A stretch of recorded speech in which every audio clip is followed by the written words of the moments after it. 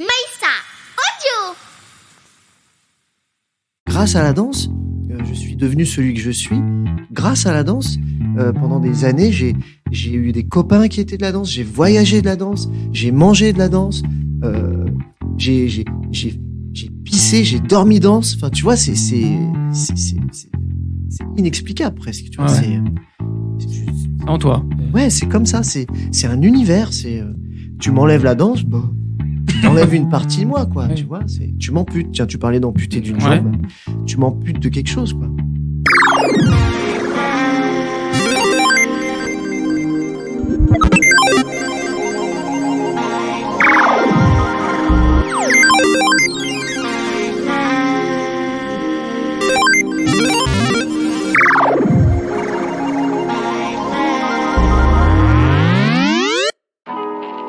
John est danseur. C'est un créateur en mouvement, de mouvement, par le mouvement. Il est issu de la culture hip-hop et ensemble, nous allons découvrir son parcours artistique et magnifique. Bonjour les amis et bienvenue dans ce nouvel épisode de Soapy and Friends. Dans ce nouveau numéro, je reçois un danseur. Il se définit curieux, passionné et ouvert. Eh bien, nous allons le découvrir. Il s'agit de monsieur John Degois. Applause, bravo. Bonjour John, comment tu vas? Salut, ça va bien, toi? Bah très bien. T'es heureux d'être là? Ah, moi, je suis toujours heureux. T'es toujours heureux? Ouais. Alors John, nous on se connaît un peu. Ouais. Un tout petit peu. Donc on n'est pas amis, mais presque. Parce que tu fais partie de ceux qui ont participé à un de mes nombreux projets qui n'ont jamais vu le jour. Et donc je suis très ravi d'être là. On va pas en parler parce que je suis très ravi d'être là. Je suis très ravi que tu sois là. Je bégaye un peu. Et nous allons pas parler de ce projet parce que non, hein, c'était de la crotte. Ouais. Moi je veux qu'on parle de toi. Ok. Je veux d'abord qu'on parle de toi, mais voilà. Quand est-ce que tu as commencé? Alors, question toute simple. À quel âge t'as commencé la danse? Pourquoi t'as fait de la danse? Justifie-toi. Alors, j'ai commencé la danse, j'avais 14 ans. Exactement. En fait, si tu veux, je suis un enfant qui a toujours dansé, qui prenait toujours, quand on avait des fêtes de famille, que ce soit de Noël ou des mariages, etc., j'allais toujours danser. Mais ça a été un déclic et une révélation le jour où j'ai vu un danseur qui s'appelle Régis Touchy, qui habite d'ailleurs à Villejuif. D'accord. Et j'ai vu et j'ai regardé ce mec-là. Je crois que je suis carrément tombé presque amoureux, hein, mais dans le sens où Artistiquement. voilà, artistiquement. Et j'ai dit, c'est ça que je veux faire. Bien qu'il y avait eu déjà des élans avant avec Michael Jackson ou d'autres choses, ou même Jackie Chan quelque part. Mais bon, c'est On en parlera, on peut en parler, mais voilà. Et j'ai vu ce mec-là et j'ai dit, c'est ça que je veux faire. Et il a eu la gentillesse de me présenter à un homme un monsieur qui s'appelle Tony Mascotte, qui maintenant, qui est un pionnier de la culture hip-hop en France. Et du coup, en 1994, j'allais faire mes premiers pas de danse à Smoking et Brillantine dans le 13e, accompagné, avec Tony Mascotte. D'accord. Et au départ, c'était le mercredi, tu vois, la première année. Et puis la deuxième année, 95-96, c'était mercredi et samedi. Donc, tu vois, ça s'amplifiait dès la première année. Et puis voilà. Donc, j'ai commencé à 14 ans, 1994. 94. Mais du coup, t'étais bon à l'école? Pas du tout. Mais alors, ça, c'est quelque chose que j'évite de dire parce que si ma fille un jour écoute le d'accord. podcast, Oui. c'est quelque chose que je lui cache. D'accord. Voilà. Donc, Il y a des choses que je garde secret de ma fille, mais non, j'ai en fait, c'est ça qui a été aussi très révélateur aux yeux de ma mère. C'est qu'elle a vu un enfant à l'âge de 14 ans changer littéralement une fois qu'il a rencontré la danse. Dans le sens où j'étais un enfant agité, j'étais un enfant qui sautait, qui piaillait, qui criait partout, tout le temps, qui avait un regain d'énergie mais qui ne savait pas l'exploiter parce qu'il faisait pas de sport, ou les peu de sport qu'il avait fait, il allait pas jusqu'au bout, que ce soit le tennis ou le basketball, tu vois. Et le jour où il a commencé la danse, c'est devenu un autre garçon. Tu vois. Et donc, du coup, ma mère m'a très bien accompagné là-dedans. Elle a dit, oh putain, qu'est-ce qui se passe? Mon gamin, il s'intéresse à quelque chose. Je vais peut-être le pousser, l'accompagner, voire même le pousser là-dedans, tu vois. Donc voilà, révélation vraiment, quoi. Révélation, et puis après. Mais c'était là, hein. C'était là depuis que je suis petit, en fait, tu vois, parce que même dans ma famille, bien qu'il y en a aucun qui travaille de l'art, c'est tous des danseurs. Ma mère, je trouve qu'elle a un flow de ouf quand elle danse, par exemple, tu vois. Les soirées familiales, ça doit être sympa. Ça danse tout le temps. Ouais. Tout le temps. J'avais un cousin aussi qui s'était mis au break à l'époque, de même génération que moi. On a 1 mois d'écart, 1 ou 2 mois d'écart, tu vois. C'est vraiment un truc qui finalement est dans les gènes. La danse est dans les gènes. Maintenant, de la pratiquer professionnellement, je suis le seul. D'accord. On viendra plus tard, mais t'as quand même fait... disons que t'as un CV assez sympa. Oui. Disons. Au bout de plus de 20 ans, oui. Oui, mais il y en a qui t'aurais pu t'arrêter. Est-ce que t'as pensé d'ailleurs, tiens, à arrêter tout? Oh, c'est bien sûr. Et plusieurs fois. Bien sûr. La danse, c'est... je la compare à un amour, à une femme, tu vois. Et la danse, elle m'a fait rire, elle m'a fait pleurer, elle m'a fait jouir, elle m'a fait voyager, elle m'a fait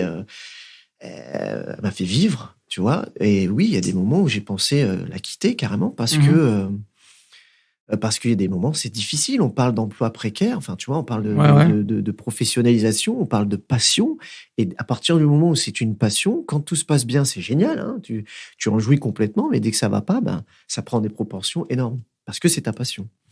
Donc, est-ce que j'ai pensé à arrêter? Oui. Est-ce que je vais arrêter un jour? Probablement, je ne sais pas. Tout ce que je sais, c'est que jusqu'à ma mort, je serai un danseur. Et peut-être je la pratiquerai pas jusqu'à ma mort, mais je serai un danseur. Je suis danseur. Ça, c'est quelque chose dont je ne démords pas et je sais que je le suis. Après, tu pourras peut-être changer de style. Plus tu seras vieux, tu feras des valses ou des trucs comme ça. Peut-être aussi. Des trucs peut-être, moins physiques parce que pas. tu danses quand même. T'as quand même une danse assez physique. Faut le dire. Oui, je suis issu de la danse hip-hop, donc après toutes les danses sont physiques à partir du moment où ton outil est le corps. Voilà, ça reste physique. Après, c'est vrai que les danses hip-hop, elles ont la particularité d'être très très physiques. Alors, surtout le break. Bon, moi, je suis pas un breaker, qui est la danse au sol. Moi, je suis plutôt un danseur dit debout. Mais quand même, quand tu pratiques ça tous les jours, et en plus que ça en devient ton métier, etc., forcément, ça s'estime. C'est comme un outil que tu utilises tous les jours. Forcément, il y a de l'usure. Et plus tu l'utilises, plus il s'use vite. Et le corps, c'est pareil. Donc, le corps, il faut l'entretenir. Il faut le préserver, l'entretenir. Ouais. Donc, ça va au niveau de l'hygiène. Ouais. Alors bon, j'ai mes défauts aussi, mais tu vois, je suis quelqu'un qui ne fume pas, qui boit pas. Donc déjà, je pense que ça peut jouer. Oui, ça joue un peu quand même. Voilà, mais après j'ai d'autres défauts, tu vois. Voilà. Vas-y, dis-moi un. Je mange McDo. Oh non. Ah si. Et voilà, par exemple, c'est quelque chose, je continue à le faire. D'accord. Donc, on t'a vu, enfin on t'a pas vu parce que dans ce clip-là, on reconnaît pas les danseurs. Mais dans le clip de Daft Punk, Around the World, moi j'ai un anglais très... C'est pas grave. Et donc, comment t'en viens à apparaître dans ce clip? Parce que c'est quand même, faut le dire, nos auditeurs, enfin c'est un clip quand même mythique. Ouais. Je l'ai pas compris tout de suite. On me l'a expliqué. Pourquoi? Je sais pourquoi maintenant. Donc. Pourquoi? Chaque partie, chaque danseur, enfin comment dire, il y a 4-5 danseurs, je crois que par truc, représente un instrument ou la voix du tout. Enfin, c'est ça. Ouais, c'est ça. Voilà. Ouais. Et tu faisais quel instrument ou quelle voix, toi? Tu es où dans le clip? Alors, pour la petite histoire. Vas-y, raconte-moi une histoire déjà. Parce qu'il y a plein de questions dans ton... Oui, je sais. Comment c'est arrivé? Comment je me suis arrivé là? Par un casting, tout simplement. D'accord. Donc, petites affiches à l'époque, il n'y avait pas Internet et tout ça, on est d'accord. Donc, t'allais dans les écoles de danse et puis c'était... Rappelle-nous l'année, comme il n'y avait pas Internet. Que je me trompe pas, c'est 97. Ouais. Voilà. Mais j'avais encore 16 ans. Tu vois, je suis né en mai et ça s'est fait entre janvier et mai, je me rappelle plus, je crois que c'est avril, bon bref. D'accord. Donc c'est année 97, j'ai 16 ans et je vois une annonce. Donc dans les écoles de danse à l'époque, ils affichaient les annonces de casting ils placardaient des affiches comme ça, casting pour machin bidule. Et à l'époque, je me rappelle, comme chaque troupe de danseurs, il y avait toujours 4 danseurs par troupe. Donc il y avait les robots, il y avait les grandes têtes, etc. Ils recherchaient un type de danse précis parce que chaque type de danse, chaque troupe de danseurs était assimilé à un élément de la musique. Voilà, tu expliques mieux que moi. Et pour l'élément pour lequel moi j'ai auditionné, c'est qu'ils cherchaient des robots pour justement être sur la voix du vocodeur qui fait Around the World, Around the World. Ouais. Voilà. Donc j'ai été auditionné. C'était Blancali qui auditionnait, qui est une très grande chorégraphe française. Enfin française qui travaille surtout sur le territoire français, mais elle n'est pas française, elle est espagnole. Et Michel Gondry qui réalise. Et puis, j'ai été là-bas et puis, très naïvement, je viens et puis je fais ma technique. Donc, je fais mon robot puisque moi, je suis danseur hip-hop et que dans la danse hip-hop, il y a ce qu'on appelle la technique du popping et puis il y a la technique du robot, etc. Et là, pour la petite anecdote, je me rappelle avoir fait ma prestation, en tout cas mon audition. Et là, Blanca se lève et dit « Mais c'est génial, mais qu'est-ce que c'est que cette danse ?» Parce qu'on est encore en 87, c'est pas connu. Oui. Ça a été connu à un moment avec Sydney dans les années 80, mais on parle encore 10 ans en arrière, 84, quand il y avait HIP, puis c'est retombé. Et là, ça repartait dans les années 90, cette danse-là. Et elle voit ça et dit « Mais c'est quoi, tu vois ?» Donc, elle était... je me rappelle de son regard, vraiment, c'est des yeux qui pétillaient. Moi, très naïvement, je dis « c'est du popping, ça consiste à contracter les muscles, et ça fait des effets de robot et tout ça. » Puis quelques jours après, on me rappelle pour dire que j'ai été pris pour le clip, pour participer au clip. Donc, c'est ma première expérience professionnelle. Ouais. J'ai 16 ans à l'époque, et ça reste une de mes meilleures expériences du haut de mes plus de 20 ans de carrière. À partir de là, ça t'ouvre des portes, forcément. Ouais, ça ouvre des portes. Après, il faut savoir. ça te titille d'aller voir d'autres trucs, d'autres clips ou d'autres. Ouais, parce que après, j'enchaîne avec un clip de Tribal Jam, Démarre le show. D'accord, ouais. C'était au mois de juillet, je crois, de la même année. Et puis des petits trucs par-ci par-là dont j'ai oublié. J'en ai des souvenirs, mais je sais plus les noms et tout ça. Bon, après, voilà, je fais pas ça tous les jours. Je suis pas non plus encore complètement dans le game du travail. En même temps, je suis encore à l'école, je suis au lycée. Ouais. Mais voilà, j'ai des petites occasions comme ça, et puis il faut quand même passer les auditions et les booker surtout. Donc c'est pas tout le temps évident. Donc ouais, ça me donne envie, à un tel point que quand j'ai eu mon bac, parce que c'est un deal que j'ai passé avec ma mère, comme je disais tout à l'heure, elle m'a accompagné là-dedans et je la remercie pour ça. On a passé un deal, elle me dit « Ok, tu fais la danse, mais tu passes ton bac. » On s'est serré la main.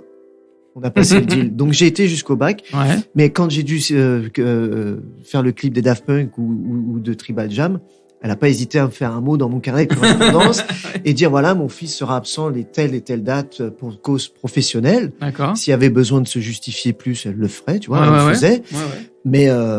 Mais voilà. Et puis, le proviseur, vu que ça venait du parent, il avait quasiment rien à dire. Et puis, souvent, ils étaient au courant, en fait, que c'était pour des clips, tout ça. Et donc, elle m'a accompagné là-dedans et j'ai essayé. Donc, j'ai eu mon bac. On est en 99.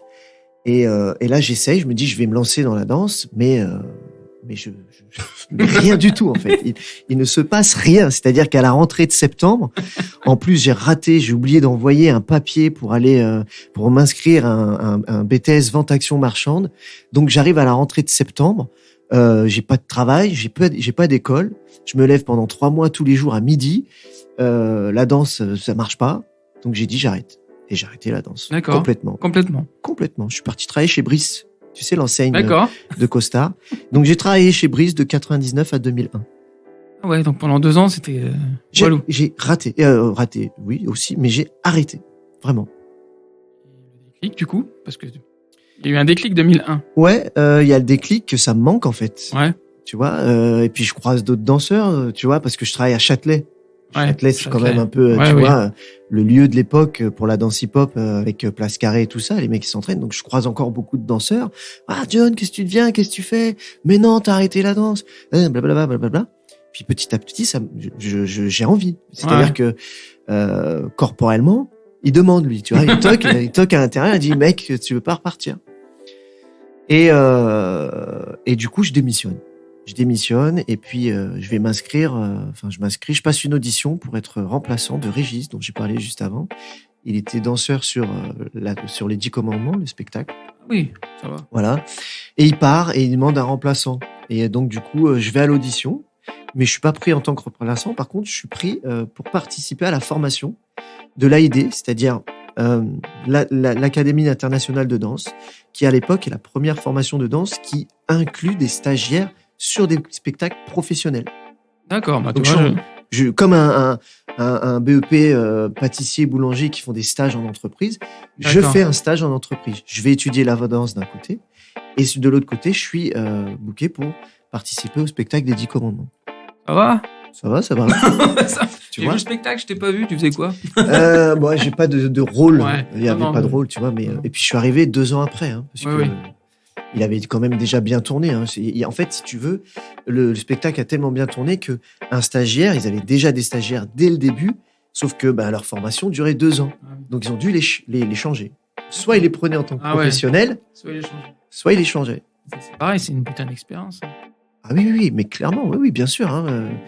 En plus, j'ai été un peu jeté comme ça. On était 2 parmi ceux qui avaient repris. On était 2 à avoir été lancés au Palais des Sports sur les dernières représentations. Allez, vous allez reprendre le spectacle. Donc, t'arrives, t'es comme ça, t'as pas eu de répétition au plateau. On te jette dedans. À tel point que t'avais pas tous les tenants et les aboutissants. Et j'arrive un soir, je suis parmi l'équipe, alors que je les ai quasiment pas rencontrés, tu vois. Et sur le plateau, moi, tu vois, je suis hyper gêné, je leur souris, et les mecs, ils viennent, ils me disent, faut pas sourire, c'est triste. Je dis, ah merde, pardon. Alors, tu vois, j'ai été jeté comme ça. Ah ouais. Donc, c'est des expériences de ouf. Et puis après, on devait tourner, il y avait une tournée qui se faisait au Canada de 1 mois. Puis après, on finissait avec Neuchâtel. Enfin, tu vois, on avait une tournée sur juillet, août 2001, je crois, si ma mémoire est bonne. Et je me suis blessé à la cheville. Ma seule blessure que j'ai eue sur ma carrière. Donc, j'ai pas pu aller au Canada. Donc, je suis un des danseurs des 10 commandements qui a fait moins de dates de représentation. Voilà. J'ai dû faire 6 représentations. Mais je l'ai fait. C'est un peu ta hantise, les blessures, quand même. C'est un peu la hantise de tous ceux qui travaillent avec leur corps, hein. Même de n'importe qui en général. Mais... du coup, tu fais que de la danse, de temps en temps, tu fais pas un autre sport, mais. Non. Tu pas trop, ou c'est parce que t'as pas envie? Il y a les deux. Il y a des sports qui m'attirent pas, tout simplement. Oui, non, mais. Et il y a des sports où je me suis interdit, et en plus, ils m'attirent pas plus que ça. Par exemple, le ski ou le cheval. Moi, c'est pas des choses qui me bottent. Et le ski a quand même mauvaise réputation pour les genoux et tout ça. Donc moi, c'est des choses que je ne fais pas. D'accord. Mais en plus, ça m'attire pas plus que ça. Oui, tant mieux. Je préfère faire de la luge. C'est sûr que c'est pas dangereux, la luge. Non, mais j'ai eu l'expérience. Non, c'est pas dangereux, mais pourtant, j'ai une mauvaise expérience de luge, tu vois. J'ai descendu j'étais jeune, hein. On était parti en Autriche. À une époque, je devais avoir entre 12, 13, 14 ans et c'était spécial luge. Donc, on descendait des montagnes, mais en luge de bois et on allait mais hyper vite. Et j'ai fait une chute, tu vois. Mais quand même, le ski, c'est des trucs que je fais pas. Ouais, je préserve mon corps sur certains trucs. C'est un peu ton outil de travail, comme tu dis. Donc, c'est pas un peu, c'est mon outil de travail. Parce que du coup, s'il y a pas de si t'es blessé, pas de... pas de travail. Pas de travail et pas de... Parce que tu gagnes ta vie Là, en ce moment, tu gagnes ta vie en faisant des spectacles. Non, quoi que là, tu fais des spectacles, c'est peut-être un peu... C'est toi qui crée. Ouais, je fais les deux. Je suis toujours un danseur, je suis toujours interprète et je suis aussi chorégraphe. Donc, merci pour cette première minute passée avec moi. Tu es très, très intéressant, John. Maintenant, nous allons passer à une petite rubrique que j'ai inventée. Okay. Ça s'appelle Question pour un ami. Alors, première question, as-tu beaucoup d'amis dans ta tête? Oui. Je pense, mais je pense que c'est comme tout le monde. Non, il y en a qui n'en ont pas. Il y en a qui en ont pas. Non, il y en a je pas. pense que j'en ai. Ouais. Est-ce que ça t'aide à créer? Comment m'exprimer plus clairement?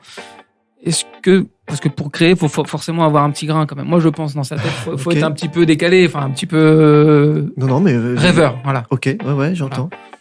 Donc toi, qu'est-ce qui te permet de créer, justement? Tes petits outils? Je pense que c'est un besoin. Ouais. Tout simplement. J'ai besoin de créer parce que je suis comme ça. C'est à l'intérieur, tu vois. C'est une façon de s'exprimer, ça, tout le monde le sait. Il y a des choses qu'on peut pas forcément dire à l'oral et qu'on dit en créant. Mais c'est aussi une façon peut-être d'être et d'être vu, tu vois. Je le disais tout à l'heure, je suis issu d'une fratrie. On n'est que 2, mais je suis le 2e. Et mon frère est très érudit et le premier, tu vois. Et je me dis, mais ça, c'est des choses dont j'ai réfléchi et dont j'ai trouvé les solutions. Enfin, c'est pas des solutions, mais dont je me suis fait les réflexions il y a que quelques années. Hein. Je me dis, mais pourquoi je danse? Peut-être que c'était une façon aussi pour moi d'être vu, d'exister et de pas être caché. Soit dans mon cocon familial, soit par mon frère, qui est quand même imposant. C'est pas des reproches que je fais, attention, loin de là. Hein, et c'est ma figure paternelle, mon frère. Hein, tu vois, mes parents étant divorcés, c'est lui que je suis. Donc, c'est pas des reproches, mais après, c'est factuel, c'est des faits. Quand t'as quelqu'un qui est très érudit, qui réussit à l'école, alors que toi, tu réussis pas du tout à l'école, qui peut faire la fierté de mes 0 à mes 14 ans, qui fait la fierté de ses parents parce que il est bon, que moi je sais pas où il va. Donc c'est peut-être aussi des moyens de contourner, tu vois, c'est un autre chemin pour être vu, pour montrer tes valeurs, montrer tes capacités et tout ça, tu vois. Mais je l'ai conscientisé que là, très récemment, hein, tu vois. Voilà, j'ai un peu perdu le fil. Ouais, t'as perdu le fil, mais c'est pas grave. Mais oui, non, j'ai des amis, mais j'ai aussi des ennemis dans ma tête. D'accord. Ouais.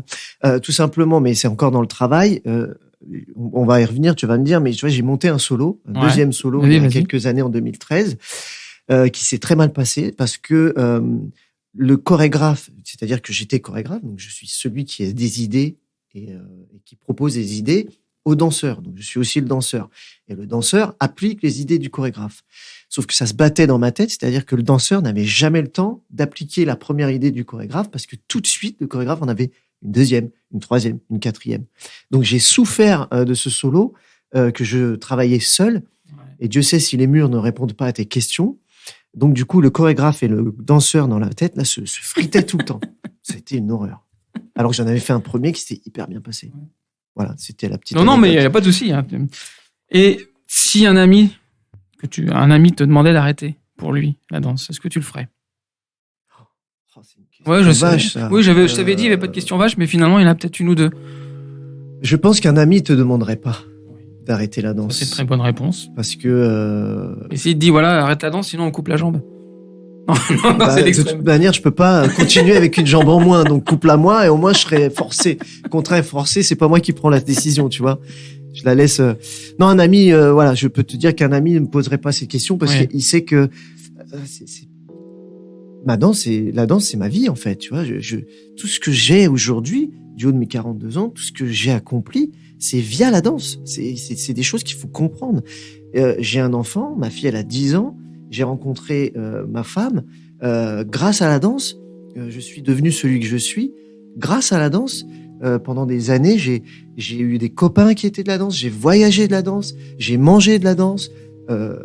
J'ai pissé. J'ai dormi danse. Enfin, tu vois, c'est inexplicable presque. Tu vois, c'est en toi. Ouais, c'est comme ça. C'est un univers. Tu m'enlèves la danse, t'enlèves une partie de moi, quoi. Tu vois, tu m'amputes. Tiens, tu parlais d'amputer d'une jambe. Tu m'amputes de quelque chose, quoi. Faut le vivre pour le comprendre, je crois, vraiment. Je pense, ouais. Moi, je suis pas danseur, moi, je peux pas le vivre. Non, mais tous ceux qui ont des passions. Mais oui, non, j'entends bien. Dans 5 minutes, c'est la fin du monde. T'as juste le droit d'appeler un ami. T'appelles qui? Un ami. Et la famille, ça compte pas. Enfin, la famille, elle va être avec toi. C'est la fin du monde. T'as juste un ami à appeler. Et là, tous les autres qui écoutent, pourquoi tu m'as pas appelé? C'est voilà. Si tu veux en dire 2, allez, pour t'aider, 2, mais qui t'appellerait? Là, c'est bientôt la fin du monde, t'as 2 amis à appeler. Qui t'appelle? T'as 5 minutes, hein. J'ai pas la réponse. Le temps passe vite, 4 minutes. Non, mais c'est... Non, mais j'ai pas la réponse. T'as des amis, rassure-moi. Oui, j'ai des amis, mais presque ceux avec qui je partage le plus récemment, c'est en fait, c'est mon cocon familial très, très proche, en fait, tu vois. C'est con, mais ma femme est ma meilleure amie, en vrai. Voilà, ça peut être une très bonne réponse. En vrai, c'est celle avec qui je partage le plus de choses actuellement. Dernière question. Pour un ami. Je suis désolé, hein, je te contourne toujours. Mais non, mais contourne, il n'y a pas de souci, hein, ça sera coupé au montage. Non. Et si tu devais s'il y a un ami à qui tu devrais prendre sa place, juste pour essayer, ou juste comme ça, à qui tu la prendrais? Ce serait qui? Là, elle est bien cette question-là. Voilà, à qui? Juste pour une journée, tiens, je vais prendre ta place pour voir ce que ça fait. Je crois que je prendrais la place de Régis Truchy, qui est donc le premier danseur dont je parlais, qui a eu une révélation. J'aurais aimé voir ce que c'est pour lui, son parcours artistique, comment il le vit, comment il est. Voilà, je pense que je prendrais lui. Il a quel âge maintenant? Parce que je ferais des comptes, parce qu'après je comparerais avec mon truc. C'est pas bon. Non, mais bon. C'est des choses quand même qui sont restées ancrées en moi. Hein, tu vois, c'est quelqu'un que j'ai rencontré. Je dis, vraiment. Un ancien. C'est un ancien, mais il a quoi? Il doit avoir 6 ans de plus que moi. Hein, tu vois. Ça va. Attendez, il continue d'ailleurs. Hein, oui. Il est toujours très actif. Attention, c'est pareil, c'est son métier aussi. Ah bah je pense je pense que sur des choses que je dis, il aurait beaucoup de points communs. Après, je veux pas parler en son nom. Non, mais bon, comme tu l'évoques beaucoup, c'est que qu'il doit vachement compter pour toi. En même temps, ce que je peux dire aussi, c'est que à instant T, j'ai répondu Régis, mais si tu m'avais invité demain et dans d'autres circonstances, j'aurais peut-être parlé de quelqu'un d'autre. Peut-être moi, t'aurais peut-être dit. J'aurais peut-être dit Sophie, j'aurais peut-être dit le maire de ma ville que je ne connais pas. Non, mais tu vois ce que je veux dire, c'est il y a quand même on est conscient maintenant que l'instant T aussi, enfin tu vois, il y a beaucoup de décisions ou de choses qu'on n'aurait pas pris ou qu'on aurait à d'autres moments. Une autre petite rubrique, amis ennemis. Voilà, justement. Oula. Donc voilà, je vais te donner des trucs, tu vas me dire si pour toi c'est ami ennemi, mais là il y a pas de piège. Hein. OK. La flemme, ami ou ennemi? Ennemi. C'est un ennemi. Elle tape souvent à ta porte. Ah, alors en règle générale, la flemme c'est un ennemi et oui, bah comme pas comme tout le monde. Non. Oui, elle vient taper à ma porte de temps en temps. Ouais. Régulièrement? Non, je suis pas. Non, mais en fait, je marche à l'envie. D'accord. Tu vois, et ça peut être un ennemi. L'envie d'avoir envie. L'envie, c'est-à-dire que des fois, c'est dur de me pousser quand j'ai pas envie, mais dans tout, d'accord. même dans la danse. D'accord. C'est pour ça que je suis pas un danseur dit rigoureux.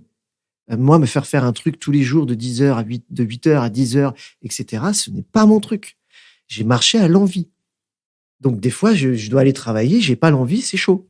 Et alors, dès que j'ai l'envie, pouf, voilà. Donc, bon, c'est pas la flemme, mais voilà. La flemme, c'est un ennemi, quoi qu'il en soit. L'improvisation. Ami, ennemi. Ami, moi. Ouais. Ah oui, alors là. Oui. Mais de toute manière, en tant que danseur, déjà, et surtout issu de la danse hip-hop, l'improvisation, le freestyle en danse hip-hop, c'est la première discipline. Par rapport aux danses académiques où tu vas prendre ton cours, tu suis un professeur, et toute ton éducation de la danse, hein, c'est-à-dire ta formation plutôt, on suit un professeur. Le danseur hip-hop, il va prendre 2-3 bases avec quelqu'un, puis après, il va surtout les travailler chez lui, et devant sa glace. Et le freestyle, l'improvisation, c'est la discipline numéro 1 du danseur hip-hop. Donc, l'improvisation, le juste debout. Parce que je t'ai vu, moi, au juste debout. Tu m'as vu en 2005. Je t'ai vu, ouais. Ami et ennemi. Parce que c'est quand même ça existe encore. Oui, ça existe encore plus que jamais. Ouais. Maintenant, c'est Bercy, c'est le tour du monde. Ah, mais oui, c'est vrai. C'est le plus gros battle de danse debout. C'était Coubertin. Stade Coubertin, 2005. Quand on y était, quand tu l'as fait. Ouais. C'est quand même j'étais surpris parce que je suis allé 2-3 fois et c'est blindé. C'est la communauté hip-hop, enfin, danse hip-hop. C'est un truc de fou. La danse en général et la danse hip-hop, c'est fou comment c'est communautaire et comment ça rassemble. Tu vois, moi, j'ai pu voyager grâce à la danse et j'avais pas forcément besoin de parler la langue. T'es issu d'un même milieu, ça part tout seul, quoi. Et surtout, ça part tout seul parce que c'est des choses qui s'entraînent et qui s'échangent. La danse hip-hop, on est dans l'échange, c'est-à-dire que tu échanges ta danse avec un autre danseur, etc. Donc on est dans le partage vraiment. C'est la base même de cette danse. Donc tu faisais si je me rappelle bien, tu faisais la partie danse debout parce que il y a pop-in, break. Ouais. Non, alors juste debout, c'est parce que c'est que du debout. Ah d'accord. Mais il y a le popping, il y a le locking, il y a la house dance et il y avait le hip hop new style à l'époque. Donc moi j'ai participé en 2005 dans la catégorie hip hop new style et avec Aziz Baki et on est arrivé en finale et on a perdu en finale contre Poléric et Faiz. Donc c'est le jury donc qui a choisi Poléric et Faiz, mais 5000 personnes qui ont hué la décision du jury. Oui. Tu t'en souviens? Oui. Mais du coup, en fait, c'était la scission entre deux styles de danse, pas deux styles de danse, deux générations de danse. C'est-à-dire que Poléric et Faiz proposaient dans laquelle ils maîtrisent leur danse, hein, voilà. Mais ils proposaient un style qui était le style New York style, tu vois, qui venait donc de New York, qui était là depuis quelques années. Et Aziz et moi, on proposait un nouveau style qui arrivait, plus de danse de clip, qui venait de Los Angeles, à la Justin Timberlake, à la Missy Elliott, tu vois, on parle des années 2005, quoi, tu vois. Et donc, c'était l'affront entre, j'ai pas envie de dire un ancien style, mais entre deux styles qui étaient en train d'émerger différemment. Et donc voilà, la décision. Alors je sais pas, on en a jamais reparlé avec Faiz. Comment on prend une décision comme ça comment tu te prends une victoire quand on te eu derrière. Voilà. Moi j'ai jeté des canettes. J'ai pas fait que huer, mais non. Mais officiellement, on a perdu. Oui, bah je m'en souviens. Officiellement, on a perdu. Ouais. Mais gros, donc juste debout pour moi, c'est ami ennemi. Hein. Ouais. J'ai fait très peu de battle parce que le battle me convient pas du tout. Je ne suis pas un compétiteur et il me fait mal dans le sens où si je fais un battle, je suis pas bien pendant une semaine à tel point que j'arrive pas à manger. Tu vois, j'ai un trac de ouf. D'accord. J'ai un trac de ouf. Donc le juge debout sur les premières les premiers passages, il est très mal vécu et puis après ça c'est je me suis comme libéré, tu vois, parce que je pense inconsciemment que le public avait validé ma danse parce qu'il criait voilà, et donc du coup là je me sentais beaucoup plus à l'aise. Donc juste debout, mais battle en général, battle ennemi, juste debout, ami ennemi. D'accord. Battle, pourquoi le battle, ça t'aime pas la compétition? Ah ouais, ça me fait du mal. Je suis pas bien pendant une semaine. Je mange pas. J'ai la boule au ventre. Donc j'en ai fait quelques-uns et puis j'ai vite arrêté. Quoi. On a un battle à faire après. Donc. C'est vrai. Ça va. Mais on est contre tous les deux, ça va. Oui, c'est contre moi, ça va. C'est sur la queue leu. Oui, mais je suis pas un compétiteur. Tu vois. Non. Pour moi, voilà. Donc à partir de ce moment-là, t'arrives, je réponds à la question. La chance. Mais le JD, c'était quand même une expérience formidable, tu vois. Ouais. Premièrement, j'ai été jusqu'au bout de cette peur, de cette frayeur, tu vois, parce que je l'ai eu la boule au ventre. On a fait le parcours de 0 à la fin, c'est-à-dire qu'on a fait les présélections. On n'était pas déjà sélectionnés comme certains, tu vois. Donc on a tout fait le parcours du début à la fin. On a été jusqu'au bout. On a apporté quelque chose de nouveau. Donc il y a une grosse fierté derrière tout ça, tu vois. Mais on l'a perdu aussi. Et puis voilà, le battle. Donc voilà, ami ennemi. Donc dans le jury, avec qui, tiens? Moi, je m'en souviens pas. Moi, je m'en souviens. Il y avait Joseph Go, avec qui j'ai commencé la danse, qui faisait partie de mon groupe Sans Rancune, avec Tony Mascotte. Il y avait Junior Almeida, de mémoire, en locking ou popping, je ne sais plus. Attends, Joseph. Junior. Didier Firmin, je crois, en house. Merde, j'ai oublié le quatrième. J'ai un trou de mémoire, je me rappelle plus. Bon, C'était un jury purement français. D'accord. Vous les connaissez tous, quoi. C'est un milieu, entre professionnels, vous vous connaissez un peu tous, quand même. Encore à l'époque, tu vois, ça restait un petit milieu. Alors, il s'est agrandi au fur et à mesure, mais je me rappelle, j'ai eu l'expérience du Juste Debout à Coubertin, j'ai eu l'expérience du Juste Debout à Bercy, c'est pas du tout pareil. À Coubertin, ça restait encore un truc dans l'intime. Ça restait encore, pour moi, attention, je parle en mon nom, ça restait encore quelque chose où on était entre nous, dans le sens où c'était une même communauté. Et à Bercy, pour moi, ça c'est une espèce d'effusion où il y a plus trop de communauté, il y a beaucoup de public, ça devient très, il y a un côté commercial, ce qui est génial aussi d'un autre côté, mais je sentais plus cette bulle, je sentais plus cette communauté. Voilà.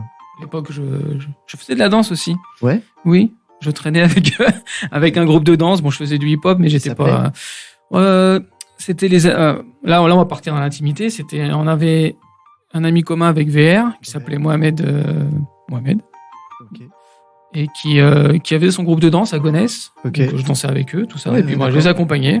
Moi, je faisais du pop-in, mais bon, voilà, on n'a pas le même niveau, je pense. J'ai vite arrêté parce que moi, mon corps m'a dit non, c'est pas fait pour toi. Voilà. Je comprends, je comprends.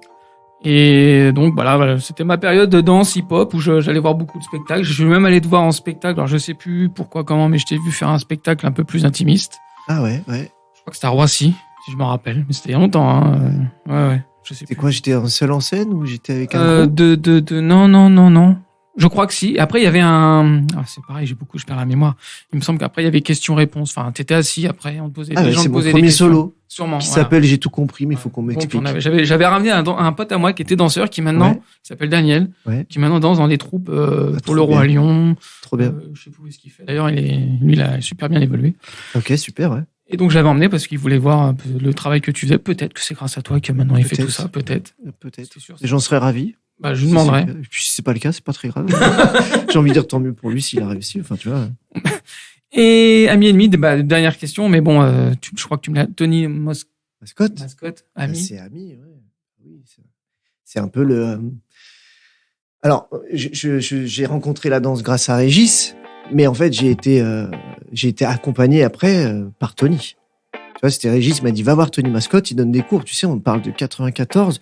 Il y a 3 cours de danse hip-hop sur la place de Paris. Il y en a pas énormément. Donc c'est un des rares. Et puis Régis, c'est pareil. Il a été pas formé. Je parle pas de formation, mais en tout cas, il a été accompagné aussi par Tony. Et donc, du coup, très logiquement, il dit, va voir Tony. Et donc, du coup, Tony qui monte après, il donne des cours, et puis après, il monte des groupes, tu vois. Donc, il a monté un groupe qui s'appelait Sans Rancune, dont j'ai fait partie avec plein de noms de la danse hip-hop maintenant, aujourd'hui. Donc, ouais, c'est mon premier, c'est lui qui m'a mis le pied à l'étrier, on va dire, tu vois. Donc, ami. Tony, si tu nous écoutes. Tony, si tu nous écoutes. C'est ton ami. Tu as dansé aussi beaucoup pour des danseurs, tu as fait beaucoup de spectacles. J'ai pas tous les noms, parce que j'ai pas trouvé, tout simplement. Alors, ça dépend ce que tu parles, spectacle. Tu as dansé pour des chanteurs connus. Ah oui, showbiz. Showbiz, voilà. Ouais. Bah, j'ai dansé. Après les 10 commandements, en fait, tu vois, en 2001, je finis le 10 commandements, je me blesse, puis je vais passer une audition en même temps pour Laurie. D'accord. Je boucle l'audition. Donc du coup, je vais passer d'un statut de stagiaire à un statut de professionnel. Donc je n'ai aucune hésitation à quitter les 10 commandements, bien que je les remercie, hein, parce que c'est quand même une grosse expérience. Un spectacle, c'est un peu la comédie musicale des années 2000. Hein. Et là, je vais faire un autre truc, c'est-à-dire que je vais danser pour Laurie. Donc on devient sa troupe de danseurs. Donc on fait ses clips et on fait son premier concert qui s'appelait Tendrement à l'époque, je crois. On est en 2002. Concert, donc là c'est une autre expérience professionnelle immense, c'est la plus grosse, c'est le plus gros concert de l'époque avec Star Academy numéro 1.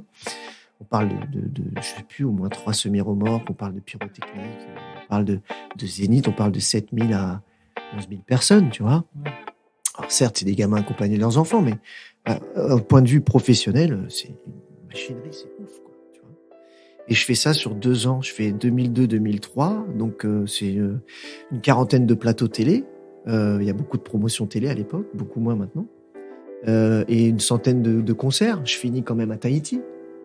Tu vois bon, bah voilà, ça se trouve, aujourd'hui, j'irai plus à Tahiti peut-être, tu vois. Donc, c'est des gros trucs. C'est professionnellement. C'est un bout de carrière. Tu te rends compte, il y avait ça. Tu vois. Et puis après, j'enchaîne avec M. Pokora. Je fais pas long feu.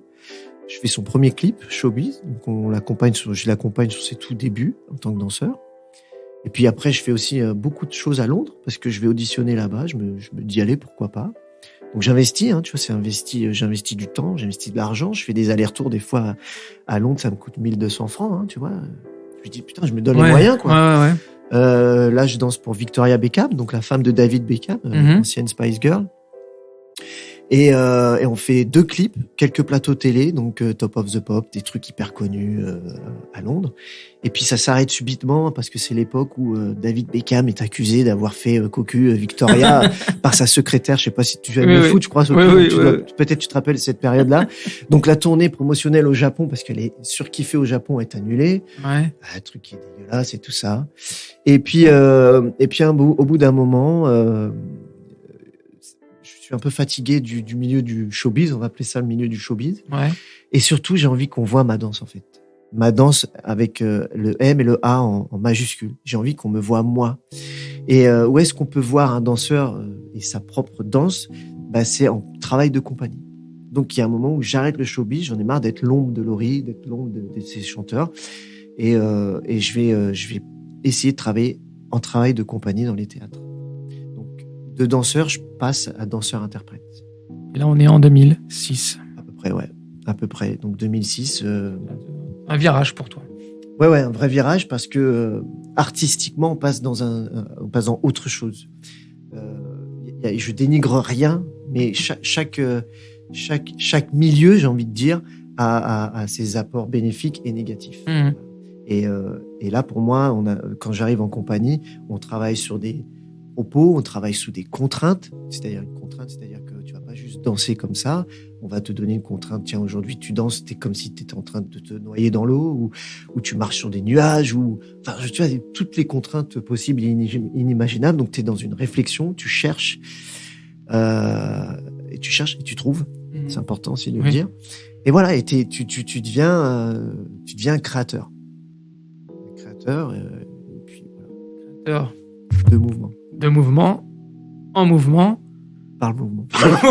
J'ai plus le dernier. C'est ça, ouais. J'ai révisé, hein. Bah ouais, parce qu'en fait, ça, c'est une réplique que comment on dit, je sais pas. Comment on peut appeler ça? C'est pas une réplique, c'est C'est une façon de se décrire parce qu'en fait, c'est dur de dire je suis professeur, je suis chorégraphe, je suis danseur, je suis pédagogue. Enfin, tu vois, ça fait. En vrai, je travaille sur le mouvement, avec le mouvement et par le mouvement, en fait, tout le temps. C'est-à-dire que pour moi, c'est une espèce de contraction. Je peux aller. Parce que voilà, attention, on fait un bond de dire. Actuellement, je travaille toujours autour de la danse, mais je peux travailler avec des autistes, avec des danseurs professionnels, avec des amateurs, avec des collégiens, avec des hommes, avec des femmes, dans le milieu de la télé, dans le milieu hospitalier, dans le milieu de la création, dans le milieu, enfin tu vois, partout. D'accord. Donc il y a un moment, il a fallu que j'essaie de trouver un terme, des mots pour dire que la danse, je la mets partout. Voilà. Tu as eu des nominations pour des spectacles ou des trucs comme ça. Donc déjà, c'est quand même un truc de fou. Tu as une nomination. Wow. En plus, c'est pas bon pour moi parce que c'est un truc en anglais, mais je vais essayer. Tu as eu une nomination au World of Dance de Best International Choreographer. Tout à fait. Je sais pas si ça se dit comme ça. Comment on devient nominé pour ce genre de truc? Comment ton spectacle, quelqu'un vient te voir, tu les proposes, Alors, il faut revenir au début. En fait, j'ai été nominé par rapport. Depuis quelques temps, je rencontre des réalisateurs. Et j'ai une rencontre qui m'a beaucoup influencé en 2011, je crois, un truc comme ça, avec un réalisateur qui à la base est photographe, qui s'appelle Dominique Palombo, qui est américain et qui travaillait qui vivait en France à cette époque-là. Il me voit en train de jouer mon solo à la fête de la danse de Blancali d'ailleurs. Et il vient me voir, il me dit j'aimerais tourner une vidéo avec toi, j'adore comment tu danses et tout ça, est-ce que ça t'intéresse? Ouais, carrément, vas-y, viens, on fait. Et donc, du coup, on se trouve un jour, un dimanche, je me rappelle, et puis il me dit, j'ai repéré des lieux vers Gare du Nord et tout ça, et tu vas danser là. Donc, moi, je danse, tu vois, ça dure une demi-journée. Et puis, en vient une vidéo qui se termine par faire 2 minutes et quelques, qui s'appelle N'arrête pas. J'ai décidé de danser sur un Gilbert Bécaud, Quand tu danses, qui s'appelle la chanson. Et là, j'ai un autre déclic, c'est-à-dire que putain, danser face à la caméra, c'était encore un autre délire que j'avais pas connu, que je rencontrais, et du coup, j'ai envie de pousser un peu plus là-dedans. Donc, avec Dominique, on fait une vidéo, donc N'arrête pas, qui tourne très bien sur la toile et tout ça. Puis on en fait une deuxième, une troisième. Et puis, comme ça tourne très bien sur la toile, il y a d'autres réalisateurs qui m'appellent. Je pense à Bertrand Vacarissas et Thomas Semieniec. Et on fait une vidéo ensemble. Et ensemble, on décide de créer on va dire ça, un collectif qui s'appelle DPM, Dance Per Minute, dont l'idée, c'est de créer plein de petites de clips, de films de danse comme ça, que moi, j'appelle au fur et à mesure vignettes chorégraphiques. Parce que souvent, c'est très court, comme des petites vignettes, tu vois. Et ensemble, on crée une première vidéo sur une idée que j'ai eue qui s'appelle Tango sous la table. C'est-à-dire que j'avais l'idée de faire danser des pieds. C'est issu tout simplement d'une expression, se faire du pied. Et là, moi, j'avais envie de reprendre cette expression-là et de dire comment, sur cette expression, on peut faire danser des pieds et faire un dialogue entre pieds. Et donc, du coup, ces deux personnages, un fille et une garçon, voilà, un garçon et une fille, qui se font du pied, donc ils sont sur une table. On a filmé ça sur un toit à Paris, tu vois, un truc hyper chiadé, hyper beau, hyper poétique, émotionnel. Sensuel. Et c'est deux pieds qui se dansent comme ça. Et je l'envoie à ma copine Marie, qui est Mary's from Paris, qui habite maintenant à Los Angeles, avec qui on a commencé la danse, qui est une danseuse aussi. Et je lui envoie la vidéo, je dis tiens, regarde ce que j'ai fait dernièrement. Et elle surkiffe, elle le montre à des amis à elle qui ont le festival World of Dance. Et un jour, je suis dans le Cantal en résidence, c'est en 2017, tu vois. Je viens de sortir d'une action pédagogique ou d'une répétition que j'étais en train de faire. Je suis à Aurillac, et puis j'ai une notification sur Instagram et j'apprends que je suis nominé dans la catégorie Best International Choreographer, donc le meilleur chorégraphe à l'international, au World of Dance Award.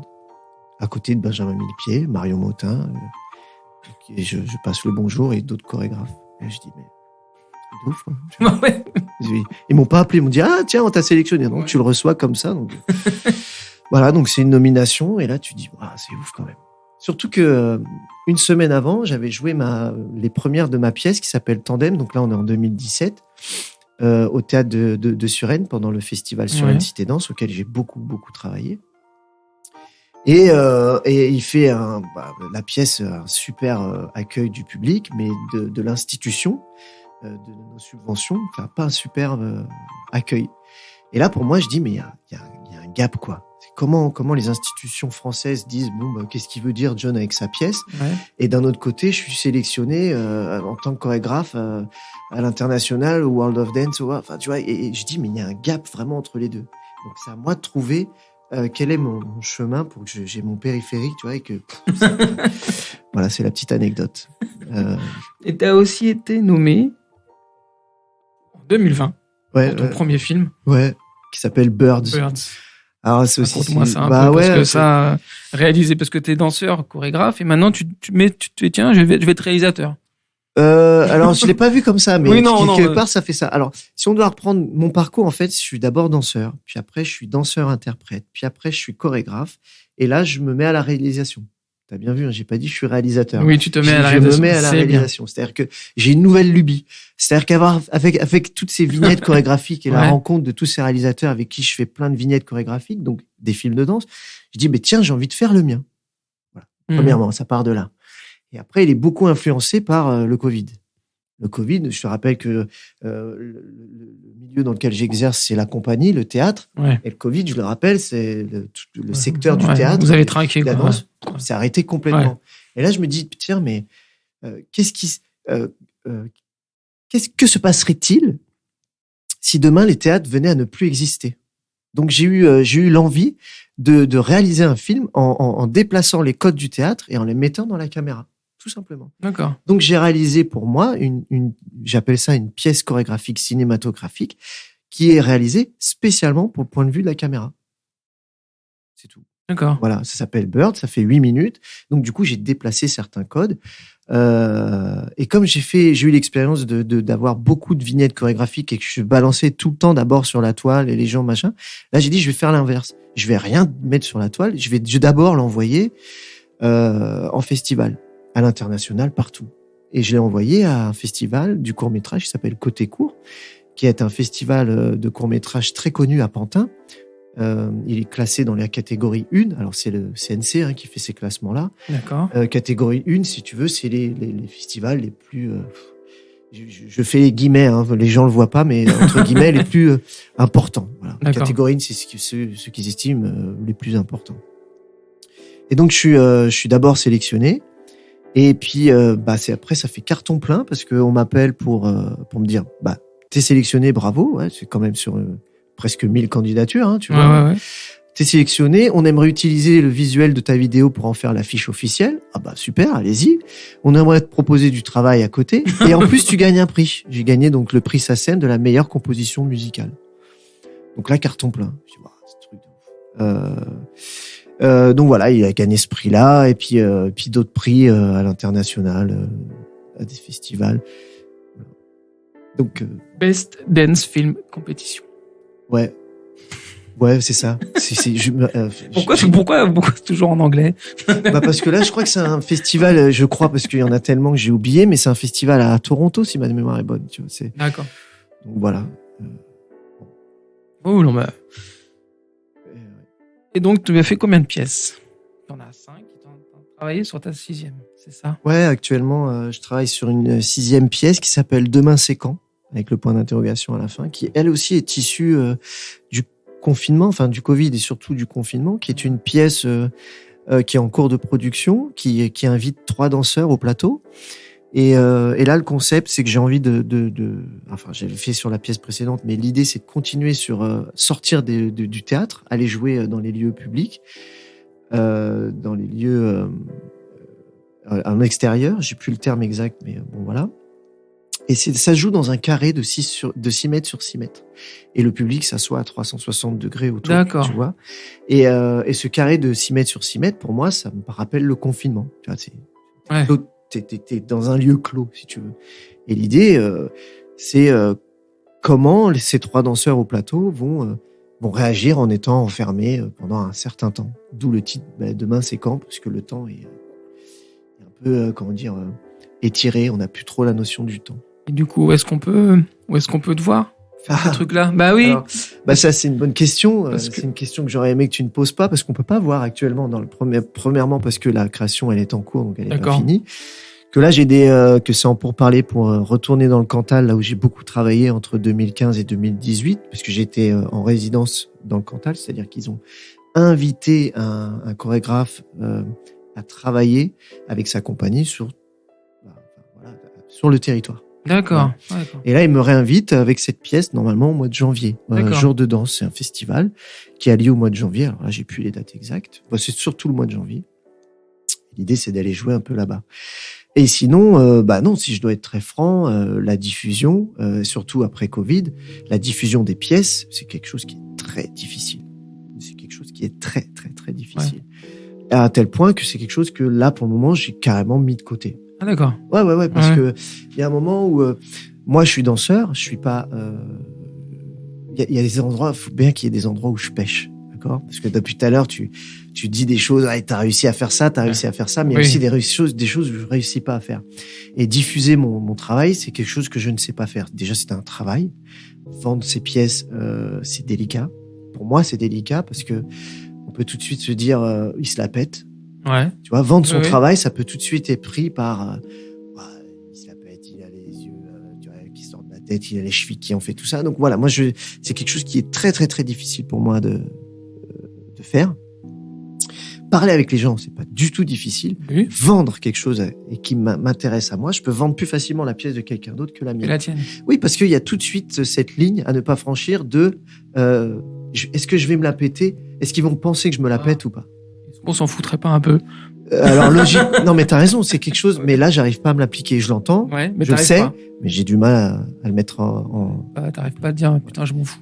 Ouais, voilà. Donc pour le moment, et puis c'est un dur travail, quoi. Ouais. C'est un dur travail. Ouais. Donc et puis ça marche pas. Aussi, il faut voir les choses telles qu'elles sont. C'est-à-dire que quand en 2017, je crée Tandem et que les institutions disent oui, bon qu'est-ce qu'il veut dire John avec sa pièce, alors qu'il y a des gens du public qui sortent en pleurant en voyant cette pièce-là. Donc tu vois, il faut être aussi. Il y a certaines personnes qui vont peut-être pas aimer ce que je dis, mais il faut être dans le courant actuel. Dans le moule. Exactement. Mais moi, je suis pas artiste pour être dans John le moule. John n'est pas dans le moule. Ben non. Et je pense que beaucoup John d'artistes a son devraient propre réfléchir moule. à ça. Exactement. Sauf que le moule actuel, c'est pas celui de mon écriture actuelle. Le moule actuel, avec. c'est tu montes ton cul sur TikTok. Voilà. Non, alors ça c'est ta perception. Non, mais si on doit aller chercher dernièrement, depuis une dizaine d'années, ce qui marche beaucoup dans le milieu de la danse et de la compagnie, c'est beaucoup de danseurs au plateau sur des danses très énergétiques, voire presque trans, tu vois. Oui. Moi, je suis pas là-dedans. Mmh. Mais tu sens que c'est quelque chose qui a beaucoup, qu'on a beaucoup vu ces 10 dernières années, tu vois. Et quand moi, je fais des petites pièces autour d'un banc qui relatent de nos brèves de vie, tu vois, que ce soit le temps d'une clope ou une rêverie ou une rencontre ou une dispute qui est très théâtrale, je suis complètement à l'ouest enfin pas à l'ouest, mais je suis à l'opposé de ce qui se fait actuellement. Mais en même temps, c'est ce que je cherche vraiment. C'est ça. Ouais. Tu vois, parce que du coup. Tu pourrais choisir la facilité en retournant dans le showbiz, par exemple. Alors c'est bien que tu m'en poses la question parce que je viens de retourner. Alors c'est pas dans le showbiz, mais je reviens de faire un aller-retour dans le milieu là actuellement de la série télévisée, tu vois. Mais je pourrais retourner dans le showbiz, mais c'est surtout que je peux pas faire ce que les autres font. Je suis foncièrement, je ne suis pas comme ça. Donc si je devais le faire, je le ferais mal. De toute manière. Je peux pas mentir. Ouais. Et c'est juste que je ne sais pas le faire. Puisque je ne suis pas comme ça. Un artiste, il fait en fonction de ce qu'il est. En tout cas, c'est ma conception. Oui, non, mais je conçois. Tu vois, donc je pourrais essayer de faire de la copie, mais ce serait mal fait parce que c'est pas issu de moi. Alors, John, parle-moi un peu de ton avenir. Artistiquement, voilà, qu'est-ce qui est prévu, qu'est-ce qui est peut-être pas prévu? T'as peut-être prévu des choses qui finalement vont pas se faire. Qu'est-ce qui va se faire? Alors, artistiquement, j'ai toujours 40 000 projets en tête. Après, il y a certaines, les projets sont plus ou moins avancés. Donc là, on a parlé de Demain Séquence, c'est ma prochaine pièce, donc avec 3 danseurs au plateau et un compositeur en live. Qui va sûrement jouer à jour de danse. Il faut que je termine la pièce. J'ai sur un autre projet qui s'appelle In the Box, qui est un ensemble de vidéos pour lesquelles j'invite des danseurs, majoritairement issus de la danse urbaine ou de clubbing, à un challenge. C'est-à-dire que j'ai envie de leur proposer une performance filmée en one shot, sur lesquels ils dansent sur une musique à eux, dans leur style de danse. Et puis, au bout de quelques secondes, je change pour une autre musique qu'ils n'ont jamais entendue et qui est complètement différent de leur musique, de leur style de danse, tu vois. Et donc ça, j'aimerais que ce soit diffusé c'est un projet qui est fait pour la plateforme YouTube. Donc, il y a ce projet-là qui s'appelle Indabox. Je cherche les fonds. D'accord. Voilà. Je suis sur une autre réalisation. J'ai envie de réaliser un autre film après Birds, tu vois. J'ai envie de réaliser un film qui s'appelle Reverse et qui serait issu de ce constat que je me suis fait que la Terre, enfin les choses ont beau tourner à l'envers, on continue d'avancer. Donc j'ai envie de mettre complètement cette phrase en image, tout simplement. Voilà. Verse, comme reverse. Ah, d'accord. Okay. Voilà. Et puis là, j'ai été contacté là au mois de mars pour réaliser la chorégraphie d'une série française très connue. Ah. Et ça m'a donné envie de continuer là-dedans. Et tu n'as pas envie de dire le nom ? Si, c'est Joséphine Ange Gardien. Ah, bah, tu vois. Bien. Voilà, c'était très révélateur. J'ai vraiment kiffé l'expérience. Ça m'a fait aussi plaisir de sortir un peu du milieu institutionnel des théâtres, tu vois. Ouais. Où là, je retournais dans un milieu aussi de la réalisation, du film, en l'occurrence de la série. Et là, je me donne 2 ans. J'ai envie de chorégraphier une comédie musicale. Donc, ceux qui écoutent, là, tu vois, je suis créateur, mais je suis pédagogue. J'ai fait beaucoup de projets dits pédagogiques, que ce soit en hôpital psychiatrique ou avec des autistes ou à l'école, tu vois. Et on aborde même avec ces 3 publics différents. Là, je vais aller en prison sur la saison prochaine. À chaque fois, tu dois réfléchir à comment tu vas aborder la danse. Tu n'abordes pas la danse de la même manière avec un enfant qu'avec un autiste, qu'avec un danseur professionnel. Au mois de juin, je suis invité par le CND, le Centre national de la danse à Pantin. Ils font ce qui s'appelle un workshop de 15 jours qui s'appelle Camping. Et là, c'est-à-dire qu'ils invitent des chorégraphes à travailler soit sur leur répertoire, soit sur une nouvelle pièce, soit sur une gestuelle précise, etc.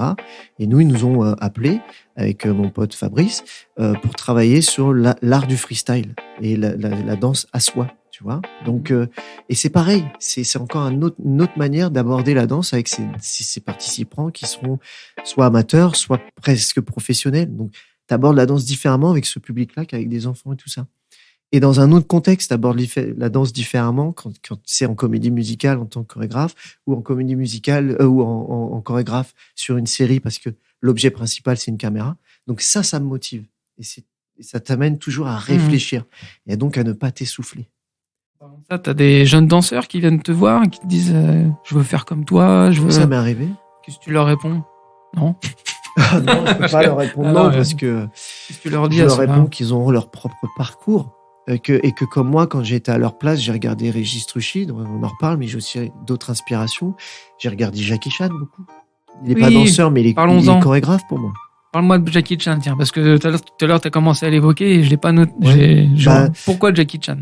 Je me rappelle, c'était chez mon père à l'été 92 peut-être. On s'ennuyait avec mon petit frère, c'est un demi-frère donc, et on allait à ce qui s'appelle la Cave à Vin, qui était donc un endroit dans le quartier où ils vendaient beaucoup de choses. C'est comme une grande épicerie, mais voilà. Et il fait aussi de la location vidéo. Et un jour, il me propose Bernard, qui est un ami de mon père, il me dit tiens, regardez ça, c'est la danse du lion de Jackie Chan. Donc nous on y va. Et là, moi avec mon petit frère, on s'est pris une claque autant dans le rire, dans l'absurde, que dans la chorégraphie. Mais alors ça, je l'ai réalisé que plus tard. Pour moi, en fait, Jackie Chan, c'est le premier qui m'a fait découvrir le détournement d'objets. D'accord. Voilà. Ouais. Le détournement d'objets, c'est une technique dans le spectacle vivant qui est qu'est-ce qu'on peut faire avec une chaise qui est fonction de tout sauf la chaise pour s'asseoir. D'accord. Tu vois ? Ouais. Donc le détournement d'objets, Jackie Chan se bat avec un banc. Alors le banc fait office d'attaque, mais le banc il fait office de bouclier aussi, tu vois, il fait office d'arme et de bouclier, il fait office d'assise, mais il joue avec. Et je pense que inconsciemment, il m'a fait découvrir le détournement d'objets. Et au-delà de ça, alors pour ça, il y a beaucoup de choses. Mon premier solo que j'ai créé en 2010, qui s'appelle J'ai tout compris, mais il faut qu'on m'explique. Mais ma pièce aussi, qui s'appelle De Boisé, que j'ai créée en 2018, se font autour d'un banc. Et j'ai réalisé qu'en 2018, qu'en fait, j'avais été influencé inconsciemment par la danse du lion de Jackie Chan, où c'est la première fois que mais je me suis posé la question, pourquoi il y a toujours cette histoire de banc dans mes pièces? Tu vois, il y a toujours. Ouais. Ben voilà, pourquoi. Avant de nous quitter, alors, tu vas faire des dédicaces à 2-3 personnes, sûrement. Et moi, je pose toujours une question à mon invité avant de finir. Avec une musique suspense, normalement. John, acceptes-tu d'être mon ami? Ah, avec grand plaisir. Ah, merci. Bien sûr. Ah oui. Ah, merci. Même si on était un petit peu amis sans se connaître vraiment. Hein. Ça, c'est la magie de Facebook et de ça fait une fois ou deux. Alors, on se croit amis, on se voit une fois ou deux, on a mis Facebook, ça y est, on a mis pour la vie. Pour la vie. Ouais. Mais non. Ouais. Parce que quand je t'appelle, tu viendras pas. Je suis venu. Oui, t'es venu, c'est vrai, je m'excuse. On a eu du mal, mais on a trouvé. Oui, on a eu du mal. On a eu du mal. Bah John, merci. Merci à toi. Bah écoutez, on se retrouve pour un prochain épisode et puis en attendant, j'ai rien d'autre à dire. À bientôt. J'allais dire sortez couvert, mais ça ne voit pas le rapport. On s'en Allez, salut, à plus. Ce podcast est présenté par Sopi, produit par Maïssa Audio. enregistré et réalisé par Franck Philoxène. Au studio. Louis Aragon. Déjà, j'aimerais dédicacer une grosse dédicace à ma fille et ma femme qui me portent, mais qui me supportent aussi. D'accord. Dans ce que je fais. J'aimerais dédicacer cette émission et à tous mes amis et tous ceux qui me soutiennent. D'accord. À ma mère, à mon frère. Et puis, une spéciale dédicace à Maïssa. Qui est la fille de mon producteur, Francky. Voilà. Et qui danse beaucoup, apparemment. Oui. Donc, vas-y, Maïssa, à fond.